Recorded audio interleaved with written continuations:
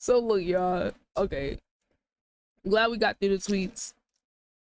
Hope everyone's doing well. How we doing, chat? Okay, so now we're gonna get to some of the news and current events, you guys. I'm doing good, real Munir. You know, we're just kind of getting through everything. So look, you guys, we have to catch up on what is going on with Israel and Palestine. That is probably the biggest news story in the world right now. So we are going to make sure that we are informed and we know what the hell is going on over there, because I know a lot of people like, what's going on? So I found a bunch of videos that are not from the big news companies that twist stories and have a narrative and all that. So I found the most neutral sources that I could that tells both sides and is a little bit more objective. So I am going to get to this. So we are going to check this out, how Israel was created in context. Wait, you're streaming right now, Real Munir? W streamed yesterday, by the way. I'm glad I got to catch you. Stream's been good, bro. You know, been trying to find a balance between the streams and the content. We have a TikTok coming out tomorrow too. In Palestine, 90% of the Okay, let's see. Let's try to get some context on what's going on in the world right now. So we're gonna start off with how Israel was created first, and then we're gonna get to the more world events, because there is a war currently going on in Israel, and it's relevant to all of us because our government is getting involved. As usual. On November 2nd, 1917, Britain's Foreign Secretary Arthur Balfour wrote a letter that would set off a conflict still being fought more than 100 years later. His Majesty's government view with favour the establishment in Palestine of a national home for the Jewish people, and will use their best endeavours to facilitate the achievement of this object. When Balfour wrote of his government's intent to create a Jewish homeland in Palestine, 90% of the people living there were not Jewish. Just 31 years later, most of them were gone.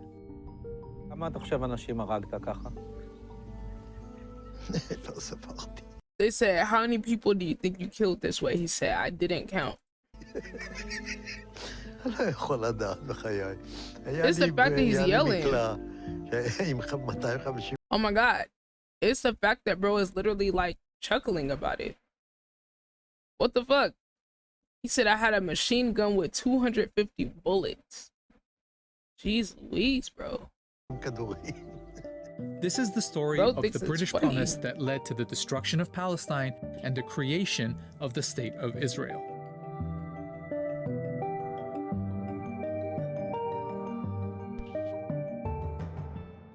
I appreciate you, Real Munir. Thank you. Let's start with the obvious question. Why were the British making promises about other people's countries? The short answer, empire is one hell of a drug. This was World War I, and the British were making lots of promises. In addition to promising a Jewish homeland in Palestine, they promised Arab leaders independence if they rose up against Britain's enemy, the Ottoman Empire. The Arabs did. Hollywood even made a movie about it. Arabia's for the Arabs now. That's what I've told them anyway. That's what they think. That's why they're fighting. Oh, surely. A month after Balfour's letter, British troops took Palestine, ending 400 years of Ottoman rule. The people who lived there were Arabs, mostly Muslims, but there were Christian and Jewish minorities too. There was also a tiny number of European Jews who in the late 1800s had started building small colonies there. At a time when many Jews were suffering horrific persecution in Europe, they felt Palestine could be an escape. The idea of building up a Jewish presence in Palestine became known as Zionism, but it stayed a fringe movement among European Jews. Many of them felt they shouldn't have to leave their countries to avoid persecution. But Zionism as a political movement took a big step forward with an Austrian man called Theodor Herzl. And this guy is a very important name in this story. In 1896, he published Der Judenstaat, or in English, The Jewish State. In it, he said the only way for Jews to avoid Europe's anti-Semitism was not just to leave, but to have their own country. And Herzl didn't just write. The next year, he organized a conference in Basel, Switzerland, the first Zionist Congress. The attendees agreed on a program which sought, among other things, to establish a Jewish homeland in Palestine and promote Jewish settlement in Palestine. From here on out, the Zionist movement became very active, setting up funds to promote Jewish immigration to Palestine, companies to buy land there, and recruiting representatives to advocate for their cause with different governments. A few days after the conference, What have I been Herzl up to? wrote this. Chilling. I do the same thing over and over again. Working on content, editing, coming up with new ideas, going to people's streams. That's pretty much it. Same old, same old. At Basel, I founded the Jewish state. In 5 years, perhaps, and certainly in 50 years, everyone will perceive it. He was only off by 1 year.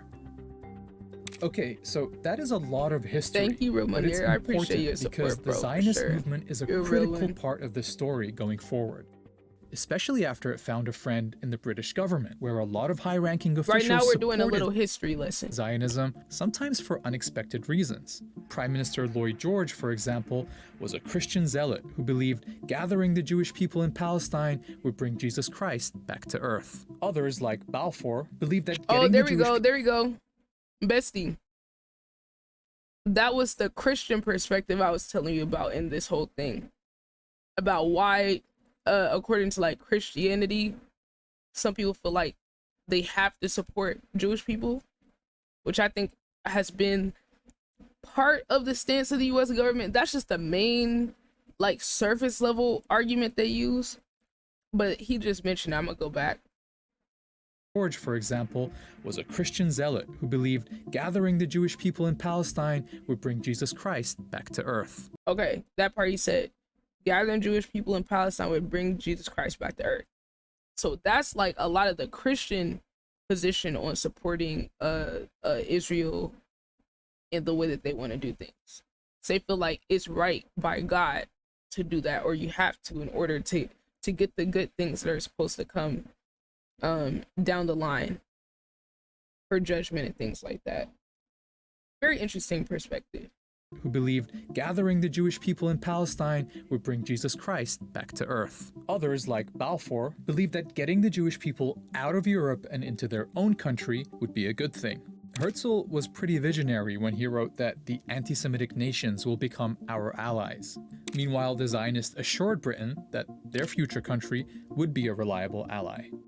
So that's the backstory of how European anti-Semitism, Zionism, and British imperialism all led to the Balfour Declaration, this British promise to build a homeland for Jews in Palestine.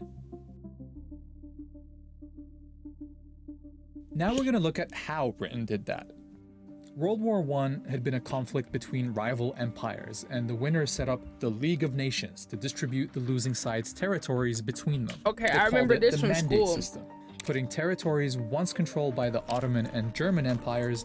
Yo, Jab with the raid. Thank you so much for the raid, Jab. How you doing this fine Sunday?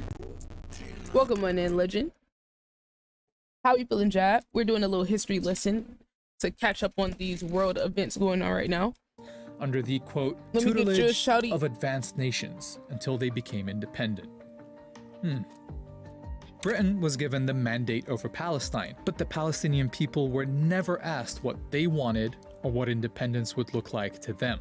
Facts. Listen to what Balfour wrote to one of his colleagues.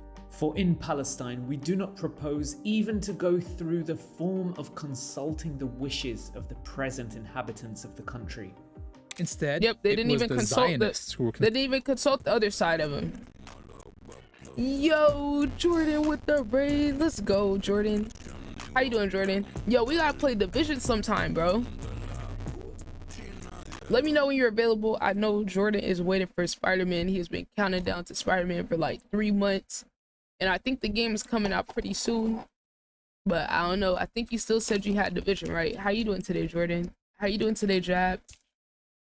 How are you feeling, you guys? Thank you so much. Consulted about what their vision for Palestine was, and so the mandate ended up incorporating not Okay, just let's the go back. Present impose, even to go through the form of consulting the wishes of the present inhabitants of the That's country. crazy. So they did all this Instead, without even it was asking the the people that were there, Zionists who but were that's consulted happening all about over the what their world. vision for Palestine was, and so the mandate ended up incorporating not just the Balfour Declaration, but several clauses requiring Britain to ensure the establishment of a Jewish home in Palestine.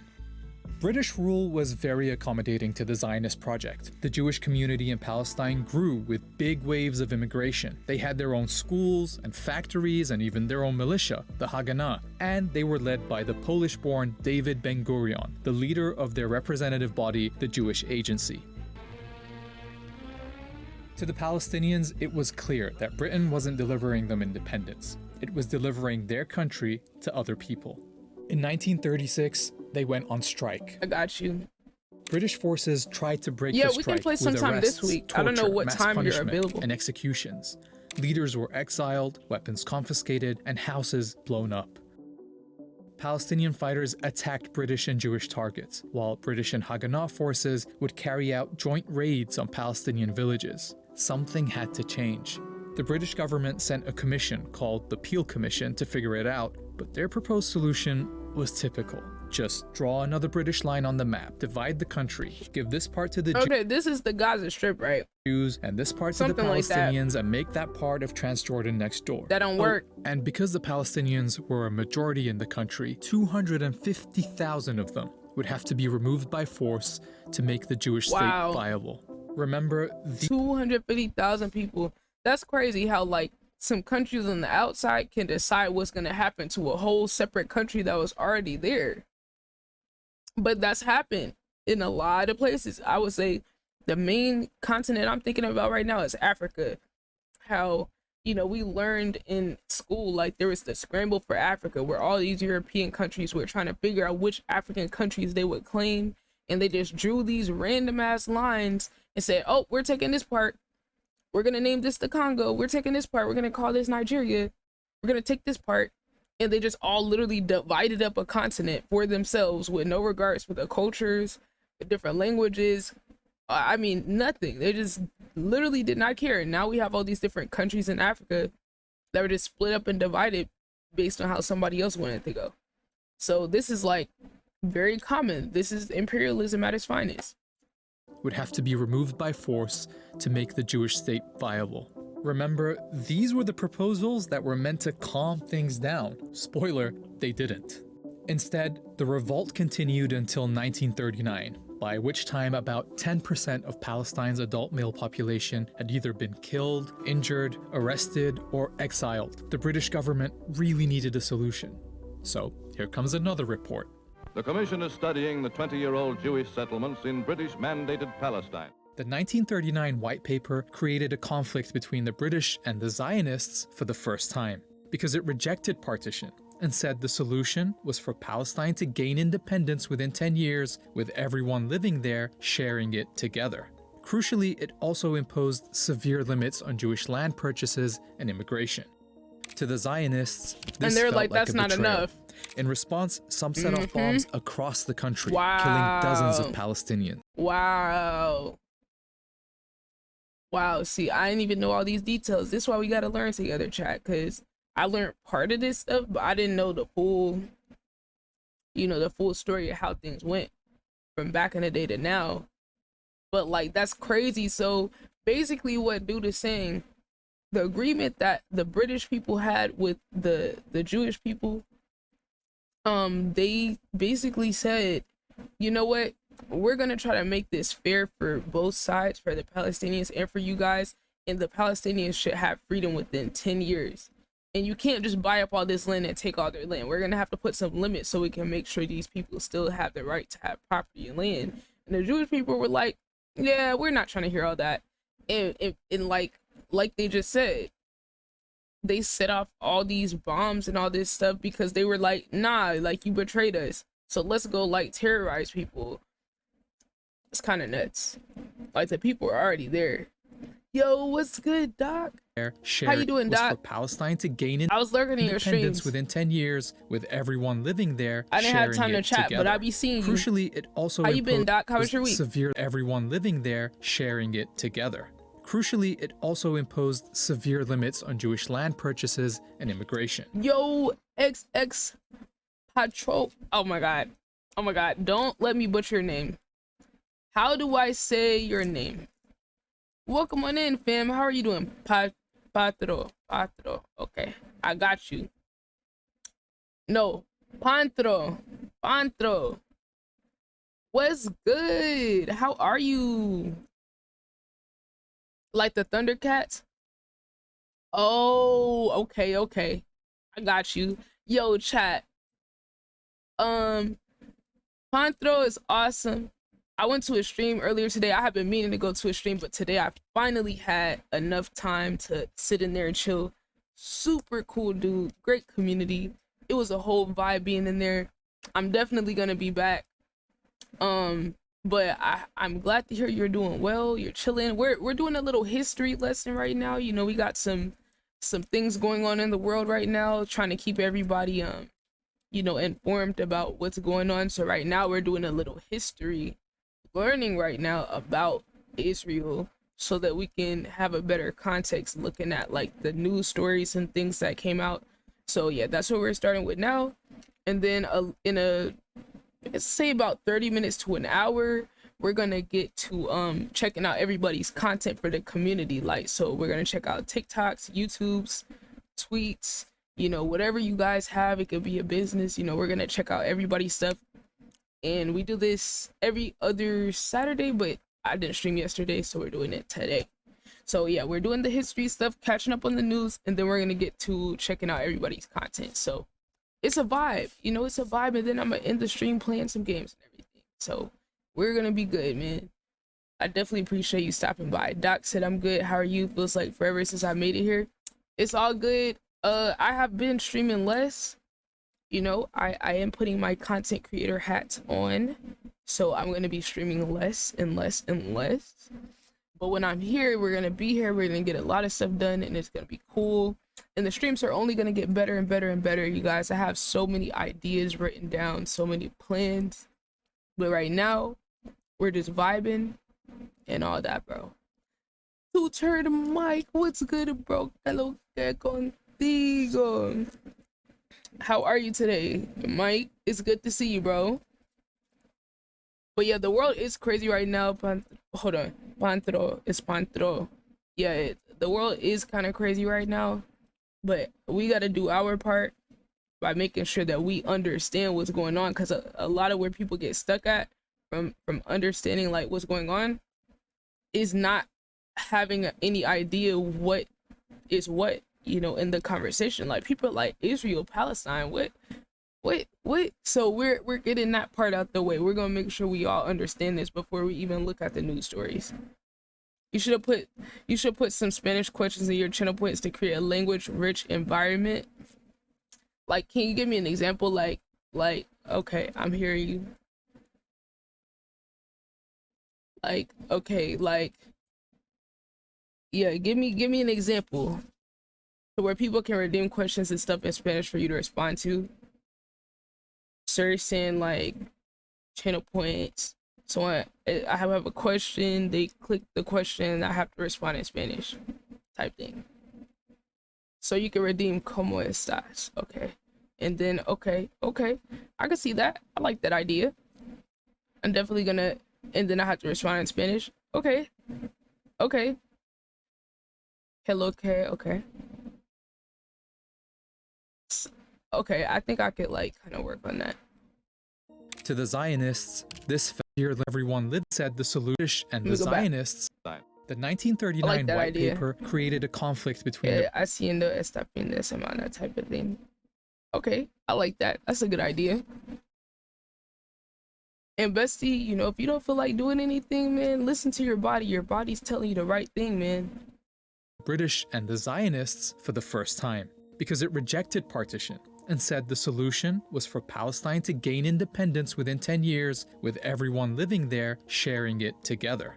Crucially, it also imposed... Yo, Gribbly Gucci in the chat. What's good, legend? How are you? How you been? He said, you can let me log in and I can do it for you because you're so busy. Okay. Okay. I mean, yeah, I can let you log in. I feel like I can let people log into my account. Or I feel like there's a way to like set other person permission to like change stuff. I don't know. I'll look. Or I'll just give you my password straight up. One or the other. Gremlin Gucci, I am good, brother. We're chilling, we're vibing. Just realized I need to charge this phone so I can like tap some people up. How was your weekend? How the streams been? When's your next stream? Do you have any content for us to watch in a few minutes when we go through everyone's content, like TikTok, YouTube videos, anything? But I hope you've been well, and thank you so much for stopping by. Severe limits on Jewish land purchases and immigration. To the Zionists, this felt like a betrayal. In response, some set off bombs across the country, killing dozens of Palestinians. But soon, everyone was distracted by something much bigger. Oh, the World War. More than 60 million people were killed in World War II, including 6 million Jews murdered in Nazi death camps. Jewish survivors fled Europe, with a large number of them trying to find safety in Palestine despite the British limit on Jewish immigration. This set off a more direct confrontation between the Zionists and the British, with Palestinians often targeted as well. Wait. So the British people put a limit on how many Jewish people could go to Israel. But after the Holocaust, a bunch of them said, we're going to Israel anyway. And then that made the Jewish people beef with the British people. And then the Palestinian people were attacked somewhere in between there. That's what I'm getting. Zionists knew two things. Militarily, they were stronger than the Palestinians, and Britain was exhausted by World War II, so it wouldn't have the stomach to keep fighting in Palestine. They were right. In 1947, after 30 years of occupation, Britain announced it was quitting Palestine and asked the newly formed United Nations to clean up its mess. Alright, 1947 and 1948 are the most pivotal years in this story, so let's take a look at how things are lining up. During British rule, Jews had gone from 10% to 30% of the population, and owned about 6% of the land. Under Ben-Gurion's leadership, the Jewish Agency was pretty much functioning as a government for the Jewish community. And the Zionist militias had tens of thousands of soldiers, modern weapons, and officers who'd already fought in World War II. On the other side, the Palestinians hadn't been allowed to develop their own administration or military. But as they waited for the UN's solution, they were still the majority all over the country. Okay. In November 1947, the crazy. UN, then only made up of a fraction of the world's countries, voted to partition Palestine. This plan marked off 55% of the country for a Jewish state, but the UN never explained how it could be a Jewish state when half the people in its territory were Palestinian. True. To nobody's surprise, Palestinians, and in fact all Arabs, rejected the UN's plan. Ben-Gurion and the Zionist leadership accepted, but they saw an opportunity. With the British on the way out, the Zionists knew they would have the strongest military in Palestine. Their forces were instructed to seize more territory than they'd been awarded by the UN, and to do what was necessary to reduce the number of Palestinians in it. In cities like Haifa, the militia set off car bombs in Palestinian neighborhoods. They attacked villages and forced residents out. Haganah troops have driven the Arabs out of the beleaguered city, taking many prisoners. After inspecting parts of western Jerusalem that had been emptied of Palestinians, Ben-Gurion said, "In many Arab neighborhoods in the West, you do not see even one Arab. If we persist, it is quite possible that in the next 6 or 8 months there will be considerable changes in the country, and to our advantage."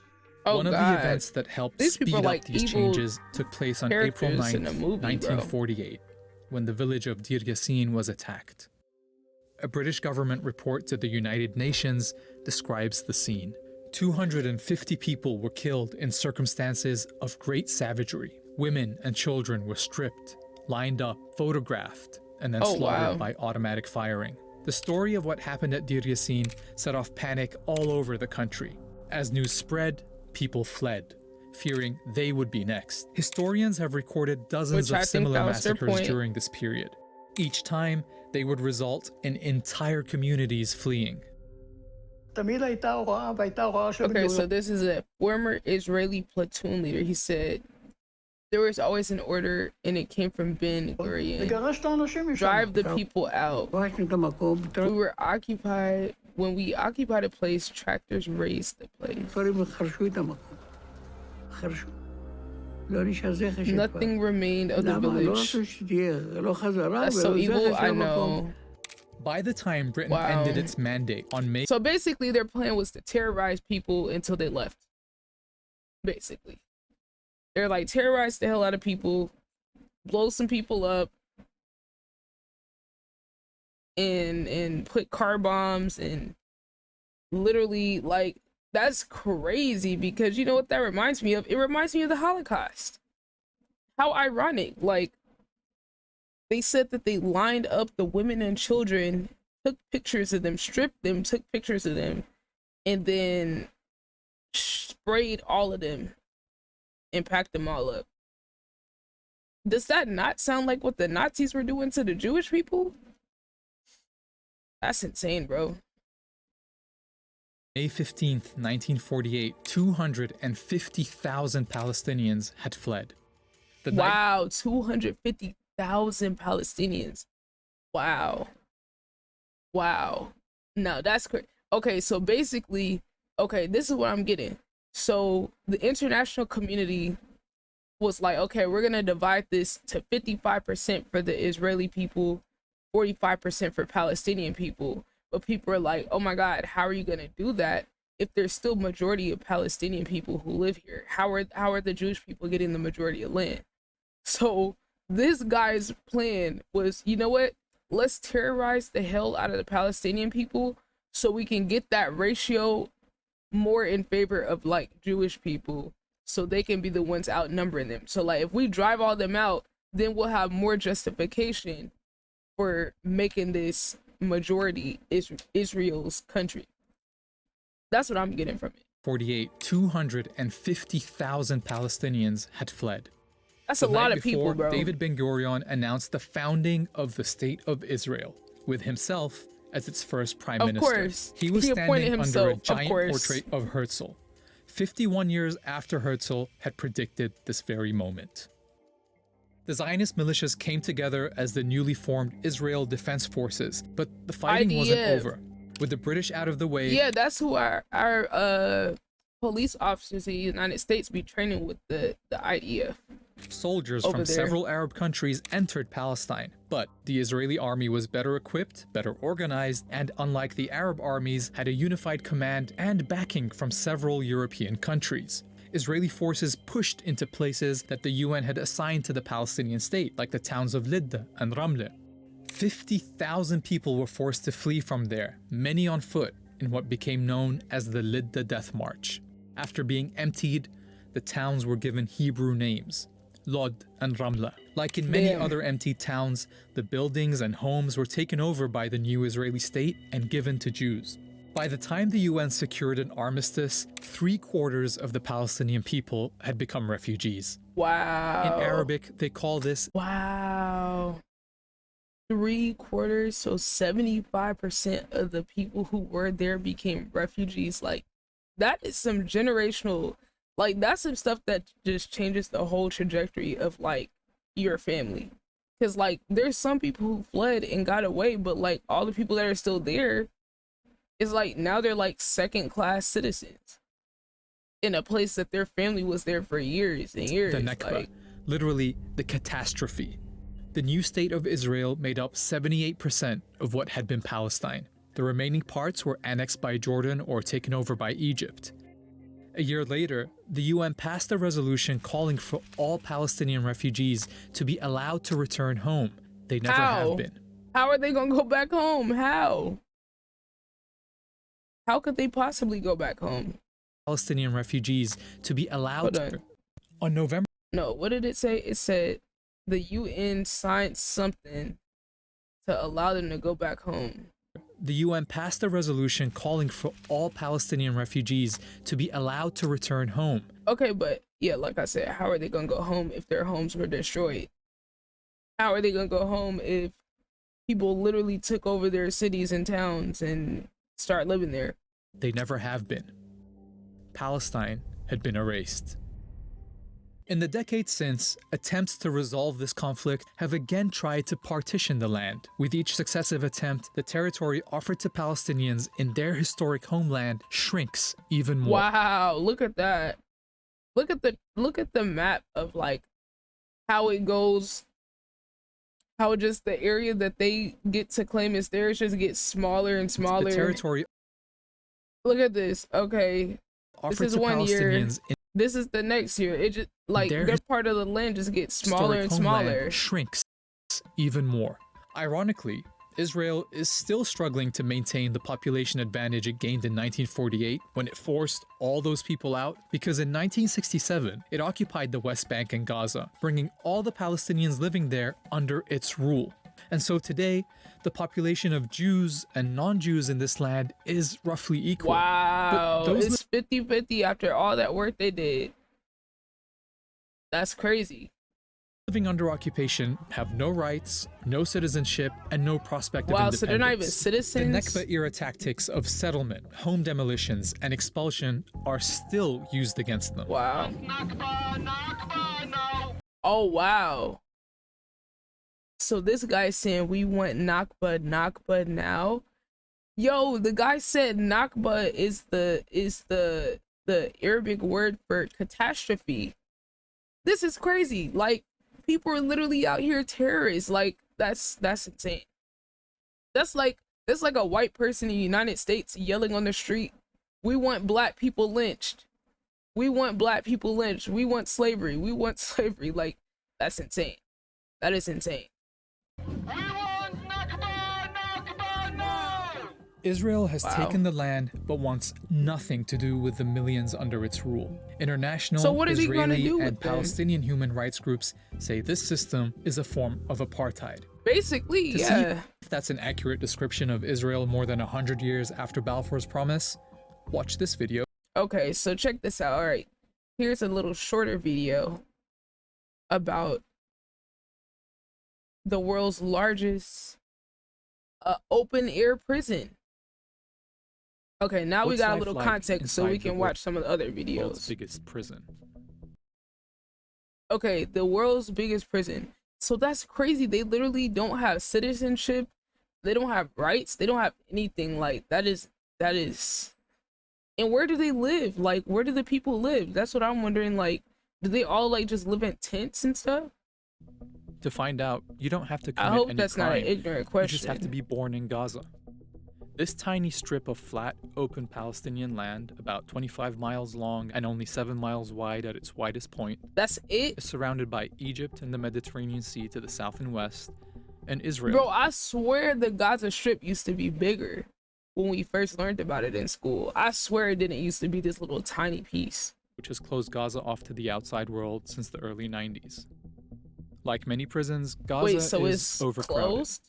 In 2021, the population grew to over 2 million, with one Oh, of the wow. highest population densities in the world, triple that of Detroit, which is about the same size.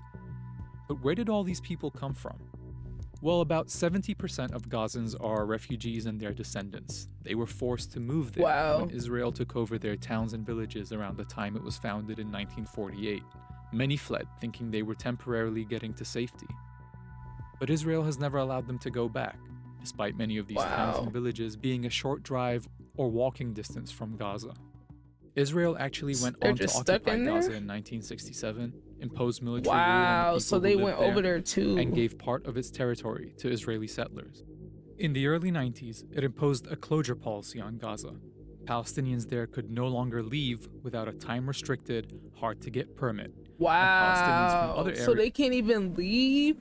How is this even possible? Like, okay, I know laws and rules and stuff don't mean things are gonna go that way.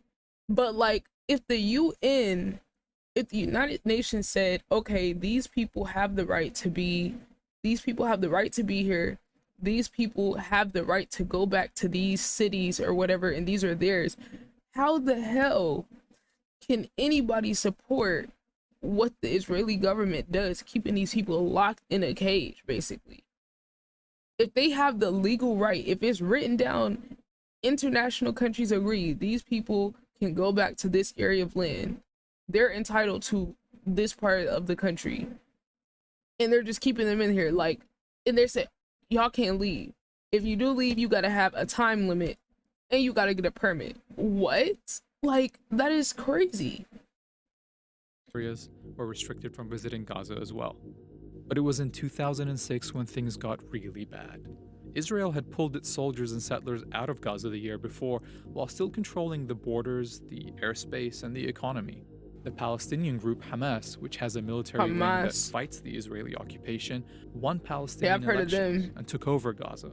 In response, Israel took its policy. Okay, so that's where the Hamas groups come from. So Hamas is basically the military for the Palestinian people. Okay, because I was just like, okay, Hamas is like a terrorist group, which I guess in some people's eyes they are, you know, but I mean, they didn't get to officially form a military, so what do you think is gonna happen? Like, of course they're gonna do some shit that's like not by the book, but then again, people who are the military don't do shit by the book either, because were all those people back in the day supposed to shoot up all those neighborhoods and bomb the neighborhoods? Were they supposed to do that? Technically, according to international law, no, but won Palestinian elections and took over Gaza. In response, Israel took its policies to the next level. The only power plant was bombed. Wow, they bombed the power plant? Was banned. Most imports and exports were blocked, forcing most of Gaza's factories to shut down. Fishermen couldn't fish beyond a very limited area. Wow. Supplies of fuel and electricity were reduced so they much basically that blocked converted everything. their cars to run on cooking oil.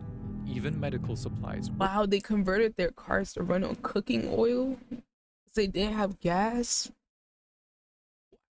This is like basically cutting them off from everything they need to live, basically. Restricted. The Israeli government decided how much food would be let in by calculating how many calories everyone in calorie Gaza would count get. As a government advisor at the by calculating how Israel used calorie count to limit Gaza food. What? Bro, does this not sound like the fucking Holocaust? Does this not sound like literally what they were doing in the Holocaust? How many calories everyone in Gaza would get. As a government advisor at the time said, the idea is to put the Palestinians on a diet, but not make them die of hunger. What? These policies put them on a Gaza's diet? economy. It now has the highest unemployment rate in the world, and wow. more than half the people live under the poverty line. Wow. Even materials to build infrastructure like sewage treatment plants have been held back. No, so and the sewage is going in the water? Oh, that's... In 2012, the United Nations said that if things didn't get better, Gaza would be unlivable by 2020. Oh, God. Instead, things got even worse. Whoa, what is that? There have been several major military assaults by Israel on Gaza. Israel says the goal of these assaults is to limit Hamas's ability to fight. But thousands of okay, but if you're trying to limit the terrorist group, I'm almost certain all the people that died are not terrorists. Civilians have been killed and tens of thousands of homes destroyed in these assaults. Wow, they already don't really got no houses like that, and they destroyed the houses anyway. Let's call it mowing the lawn. Wow, mowing but even the when lawn. The assaults stop, supplies to rebuild are often prevented by Israel from entering the territory. Meanwhile, the Egyptian government is a close ally of the Israeli government and has long helped maintain the siege. Its border with Gaza has often been closed as well. When the border does open, only a few hundred people are allowed in or out. For a while, Gazans built a tunnel economy under that border, smuggling in everything from urgently needed supplies to weapons to even fast food from Egypt. But the Egyptian government eventually flooded many of the tunnels and even destroyed one of its own border towns to cut off these supplies. Is that About deep? half of Gaza's population are children, meaning they've only ever known life under this blockade. They've never known a full day with electricity. They know when the bombing starts, there's nowhere for them to flee, They know that when they get older, they're probably not going to find work. They likely will not be able to leave Gaza or even meet Palestinians from other parts of their country. They know what it's like living in the world's biggest prison. Damn. Chat, I'm just, you know, it's real easy to like just ignore this stuff and be like, oh, what does that have to do with me? And if you feel that way, I can't blame you. I can't say you're wrong. I'm not gonna say you're a bad person. What I will say is, it's hard to be faced with the things that are going on with the world, but if it's hard for me to watch and listen, I can only imagine how the people in these situations actually feel. And like, I feel like it's on me to keep myself informed about this type of stuff so that I'm not ignorant and just living in, you know, la la land, because at the end of the day, living here, it's difficult, you know, as a Black person or any other minority in this country. But at the same time, there's certain things that we just don't have to deal with. We just don't have to deal with that. I've never had to live in an area where, you know, there's bombs going off every day, or you know, there's fucking airstrikes on houses and supplies blocked off from getting to where I'm at. Like, that's just crazy. And I think sometimes, like, as people, we need to really just try to find the humanity in things, because it's easy to be like, what does that have to do with me? Well, our taxpayer dollars are going to it, damn it, so it got something to do with me. And I feel like when we are ignorant to this shit, we be letting our government get away with supporting shit like this. I mean, this is just one thing. There's so many things our government supports, but because we're ignorant and in our own world and can't find humanity with other people, we ignore it. Or the news that's out there, the mainstream media, they're corrupted. They have government agents working in these newsrooms, working for these companies, so the message that we get is filtered. And that's why it's on us to try to go out our way to do a little bit more research and try to hear from people that are actually there. That's what I feel like I'm supposed to do. And, you know, people that I'm in community with, you know, if I can do something to bring more information to other people, I'm gonna do that. And it's not fun, it's not entertaining, it's not none of that, but this shit is real life. And if I can't talk about some real stuff here, then where else am I going to talk about it? I just feel like this is kind of wild, and this has been happening for a long time, and our government has been supporting it a long time. Like, I swear I just saw an article about the US government doing like some emergency funding or to help Israel with this war. And it's like, we don't even know what's going on, and our tax money's going to that. Personally, I feel like we need to mind our business. I personally feel like, how are we coming up with these billions of dollars to help Ukraine and help Israel, but we can't help people here afford rent? We can't help people here afford, you know, groceries. We can't help people here afford healthcare, but we got all this money for these wars. We need to be questioning the government on that. We need to be questioning the people who represent wherever we're at on this shit. And they are literally getting rich. I'm telling y'all, it's not just, oh, war just for the sake of war, protecting this country, that country. No, you better believe somebody in the government is making money off of these things existing, and it's at the expense of other people's life. And nobody cares until it's them. Nobody gives a fuck until it's one of us this is happening to. We don't care until, oh, it's an American over there that gets blown up in one of these attacks. You know, we don't care about that. Spent on So this is a video here about what our taxpayer dollars go pay for in Israel. So let's learn a little bit about where our tax money is going, guys. How are US tax dollars being spent on Israel? Another strike on that terror. Through a lot of military funding. I remember seeing that. Since Israel's building. creation in 1948, the United States has provided $236 billion. What? $236 billion? Chat. That's how much money the US government has given since, what, for the past basically 75 years to another country. But they'll sit here and tell us, oh, we can afford this, we can afford that, we can afford to make sure you guys have affordable housing, we can afford to make sure y'all got affordable health care and don't go into bankruptcy the one time something happens to you.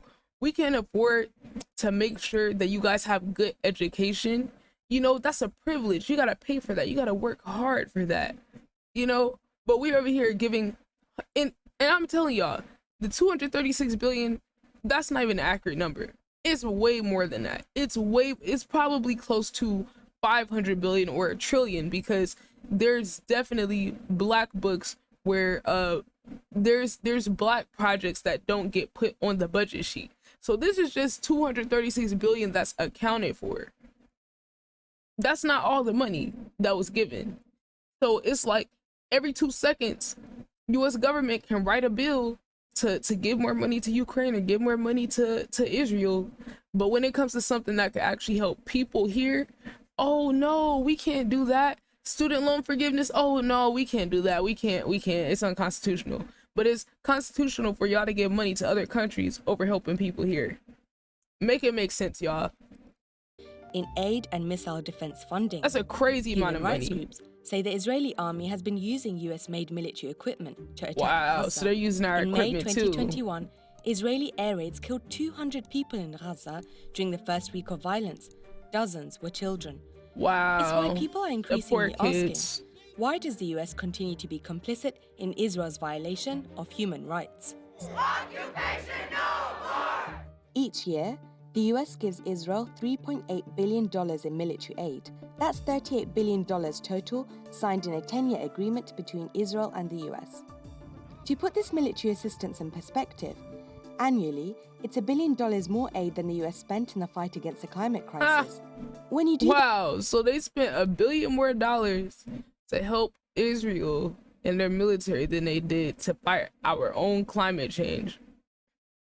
The numbers. And mind you, war causes more climate change. Just want to say that. So whatever amount they spent on climate change got canceled out single-handedly by war in one country. The average individual US taxpayer gives $26 in military assistance to Israel each year. It's the cost of paying 47,000 elementary school teachers in the US. Wow, and we have a teacher. We literally have a teacher shortage. So all that money we send somewhere else could be going towards teacher for better education, better training, better resources, all that. But nah. Education's a privilege. You gotta earn that. Assistance ensures Israel's military is one of the most technologically sophisticated in the world. You're looking at the most advanced fighter jet ever made. Israel used US grants to purchase the lion's share of its F-35 Joint Strike fighters. And this is Iron Dome, Israel's missile defense system. Israeli officials say around 90% of Hamas rockets were intercepted by Iron Dome during a week of fighting in mid-May 2021. Between 2011 and 2020, the US invested $1.6 billion into Iron Dome batteries, interceptors, co-production costs, and general maintenance. On top of the military funds the US already provides, in May 2021, the Biden administration approved an additional $735 million weapon sale Oh, extra to Israel. money. Oh, okay. This came as Israeli attacks on Gaza intensified. Got you, Doc. Thank you for the tab. I'm gonna pull up on you. My friends, day after day, year after year, W. decade Doc? after decade, non-violent Palestinian activists struggle against the daily violence and harassment of occupation. Like, how the hell are they even going to defend themselves? They don't have nowhere near that amount of weapons. Violence and harassment subsidized, by the way, with billions of US taxpayer dollars. US military assistance to Israel also includes joint military exercises, research, and weapons development. Now, Israel ranks as one of the top arms exporters in the world. The state has exported missile defense systems, drones, and cybersecurity products to countries including India, Brazil, the US, and Russia. But it's not just arms that the US gives to Israel. What's good, Royal Lounge? American governments have historically been staunch allies of the Israeli counterparts on the international stage. Hope you're having a good day, This includes fam. blocking resolutions that challenge Israel's Royal Lounge? violations, It's good to like see building Queen. illegal settlements, and blocking attempts to hold Israel accountable for war crimes in Gaza. There has not been a significant overreaction. In the span of 1 week, Washington vetoed UN Security Council calls for an immediate ceasefire between Israel and Hamas. Not once, how do you not override twice, but 3 bro, how does the US government override an international agreement that they need the ceasefire? Like, that's literally them wanting war. Like, that is insane. President Biden only added to calls for a ceasefire after 8 days of violence. In fact, the US opposes the International Criminal Court's investigation into alleged war crimes. This is crazy, chat. Like, literally, the international community is acknowledging that these are war crimes against these Palestinian people. And the US government's like, whoa, whoa, whoa, whoa, whoa. We don't need y'all to investigate this. We're standing by them. We're big bro right now. We're backing them. Y'all can investigate this. Chill. That's crazy. That's crazy. Yo, I'm good, Royal Lounge. We're just kind of going through a little news right now, keeping up with what's going on with international community. Yo, what's good, Chucky Chuck? How you doing, bro? Occupied territories. How you feeling today? Now, US interest in the Middle East East might be waning, but Israel's security is still a cornerstone of US foreign policy. Here's what US Secretary of State Antony Blinken had to say. As we've said before, Israel has the right to defend itself. Defend itself against what? Between a terrorist group indiscriminately firing rockets at civilians and a country defending its people from those attacks. Publicly. How is defending people killing children and all this other stuff? Like, these niggas be chatting, bro. They be chatting. So when the other country, you know, bombed their houses and cut them off from food, bombed their power plant, you know, wouldn't allow them to have any type of fuel for their cars, won't let the fishermen fish to actually get food. They literally don't even have sewage. So all the fucking sewage is going into their water. Like, these things would not be acceptable any other place. If there was any other country where this was happening, the United States would be marching in there like, oh, this is not legal, these are war crimes, and we gotta protect these people. Any other time. But for this country, we're just like, yeah, we support him, so it is what it is. The US focused on civilian So deaths pathetic. from Hamas rockets. There's no mention of Palestinians killed Exactly. in Gaza What about all the or kids? occupation. This is part of a bigger problem. For decades, the US has said it supports a peace process, but it's continued to block any efforts to stop Israel's systematic violations of international law. Exactly. This has been happening simultaneously as Palestinians experience increasing dispossession and oppression. This is why Palestinians don't see the US as an honest broker in the conflict. In an effort to pressure Israel to follow international law, Palestinians and their allies have been calling for the boycott, divestment, and sanctions of Israeli goods. But in the US, this form of resistance has been targeted.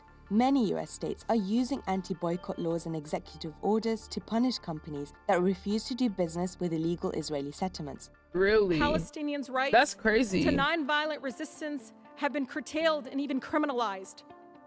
Our party leaders have spoken forcefully against BDS, calling its proponents anti-Semitic, despite the same tactics being critical to ending the South African apartheid mere decades ago. They love throwing that anti-Semitic word around. How is a company deciding we're not going to do business with a company that's illegally on other people's land? How is that anti-Semitic? They just be chatting, I swear. Historically, there's been robust bipartisan support for Israel in Congress.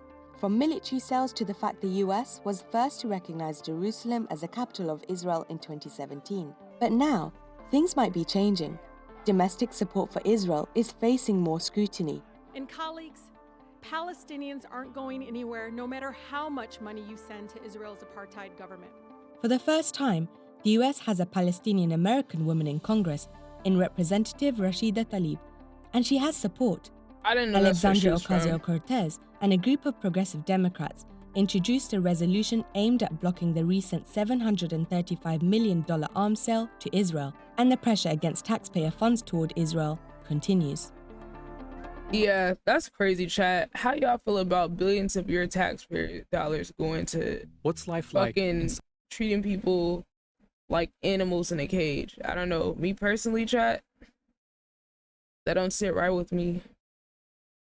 That does not sit right with me. Like, that's crazy.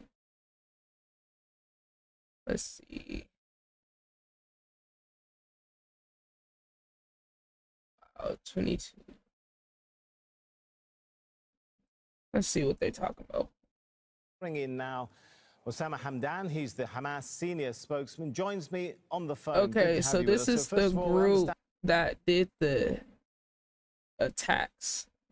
And Hamas fighters are currently engaging with Israeli forces inside Israel. What is the point of their operation right now? Well, thank you for having me. Oh, should he speak English? The whole operation is a response for the Israeli attacks against Al-Aqsa Mosque, Jerusalem, and the West Bank. And I have to say that there was a big message for the Israelis. The Palestinian occupied lands is still a Palestinian lands, regardless to the presence of the settlements and the settlers. And there will be a time that those lands will be evacuated from the Israelis and it will be back for the Palestinians. This is the important idea of still fighting on our occupied lands and in the year 1948. All right. You're fighting, as you say, to end the occupation, but why is Hamas attacking civilians? Okay. Good question. Well, there was no attack against the civilians. All what was declared by Hamas. Let me jump in there, Mr. Hamdan, if I may, because a statement by the UN Secretary General clearly says that he's appalled by reports civilians have been attacked and abducted from their own homes. And we've seen videos, in fact, of what looks like Israelis being taken into Gaza. Are you saying the UN Secretary General is wrong? They kidnapped the people? Oh, wow. Well, this is a very important point to be figured. Through the last 20 years, Israel held attacks against Gaza and killed thousands of Palestinians, civilians, and no one has any comment. I watched President Biden talking about standing beside Israel and its attacks against the Palestinians. Well, it's a kind of hypocrisy. He is not talking about the Palestinians who are being killed. Yes. Okay. He kind of contradicted himself. So this is the guy who is the leader of like Palestinian military, basically, or he's like a spokesperson for them. So like he said, the guy asked, why are you guys attacking civilians? So this guy, the military guy, is saying we didn't attack civilians. Then the guy's like, okay, well, we saw videos of y'all kidnapping people and killing civilians. So he's like, okay, well, y'all are being hypocritical because no one said anything when Palestinian citizens and children were killed by the Israeli government, which he's right. But I mean, did y'all attack the civilians or not? Like, I'm not gonna be the one to say like, oh, it's okay if they attack civilians, right? But at the same time, he does have a point. Nobody cared when they attacked the Palestinian people or killed thousands and thousands of them and killed a bunch of kids and shit. Nobody said anything. Literally, they never bring it up. So now it's a big deal and it's horrible. But when the other people were getting packed up and the kids were getting packed up, nobody said anything. So it's like, it only matters when it happens to one side, not the other. It's only a problem when, you know, it's Israeli people and Israeli kids being killed, but when it's the other side, it's literally not even reported. That their whole family, 18 members family, Shabbat family, were killed this night by Israeli bombing in an airstrike on their own house where there is no militants there. They were only civilians. While when we are talking about the settlers, you are not talking about civilians like the Palestinians. You are talking about settlers who are armed, who came to occupy but if I may, the Israelis, if the Israelis are targeting and killing innocent Palestinian civilians, okay, that does not mean in international law it's acceptable for Palestinian groups to target and kill Israeli civilians, right? It's not accepted to attack civilians according to international law. And so to come back to my question, so why? Let me, if I may. Okay, you're not even letting him talk. Amnesty International, like, okay, which is condemning the targeting by Israel of Palestinian civilians, but it's also condemning, in a statement by October the 7th, saying Palestinian armed groups must refrain from targeting civilians and using indiscriminate weapons, acts amounting to war crimes. Is Amnesty okay, but like you're still not, like, this guy's still not understanding his point. He's like, oh, is that not a war crime? What about all the 50 million war crimes that are already being, like, that are currently being enacted against Palestinians? Like, you see how it took one event, they're trying to use one event to, like, basically shut down the fact that these people have had war crimes happening to them for years and years and years and years. So does it mean that it's okay to attack civilians? No. But once again, the point that they're trying to get y'all to see is y'all only care about this stuff when it happens to the Israeli people. Nobody cared that they had their food supplies shut off. They had their fuel supplies shut off. Fishermen can't even fish. People's houses getting blown up. Highest unemployment rate in the world. Nobody cares when it's any of that. Those are all war crimes, by the way. Well, I have to say that you have to differentiate between the settlers and the civilians. The settlers, according to the international law, they are not civilians. They are weaponed. They attack the Palestinians. True. They in fact shoot it against the Palestinians. So you have to differentiate between both issues, the civilians and the settlers, who are not, according to the international law, civilians. Interesting. Firing rockets, which is what Amnesty is saying, firing rockets are indiscriminate weapons that can hurt and do hurt civilians. Well, we hope that Amnesty can urge the international community to either to make an end for the Israeli occupation or to urge them to send more developed weapons to attack just only the soldiers. Because we are not targeting on purpose the civilians. You know, there is a huge amount of civilian targets inside occupied lands 1948, which Hamas is not aiming on or targeting them. We have declared that the settlers, they are part of the occupation, and the settlers, they are part of the armed Israeli power. They are not normal civilians as they are named all the time. Okay, so he's basically saying what they're calling our civilians are settlers who are on land that they're not legally allowed to be on. So he's saying stop calling settlers on illegal land civilians, because according to international law, they're not civilians because they're not in land that's designated for them. They're settling on land that is technically there for Palestinians, but the Israeli government is keeping Palestinians shut off into this one corner of the country on the Gaza Strip. That's what I'm getting from this. So some of these towns, though, are in the southern areas of Israel. We're not just talking about settlements in the West Bank. Well, everyone knows that those are settlements. And if you are talking about Sidrot, it's a settlement. If you are talking about Native, it's a settlement. Those are settlements on our occupied lands, 1948. Everyone has to understand that the Palestinian lands is a whole complete land from sea to river, and the Israelis who signed the Oslo agreement, even they did not implement the agreement, and they are still taking over the Palestinian lands. So what the Israelis... This person said, Hamas representative is essentially arguing that settlers are not civilians and therefore unworthy of human consideration. Well, I find that funny that they say it like that, considering that, you know, Palestinians aren't looked at as civilians either, because they don't even have citizenship in a country that they were already supposed to be allowed to be in.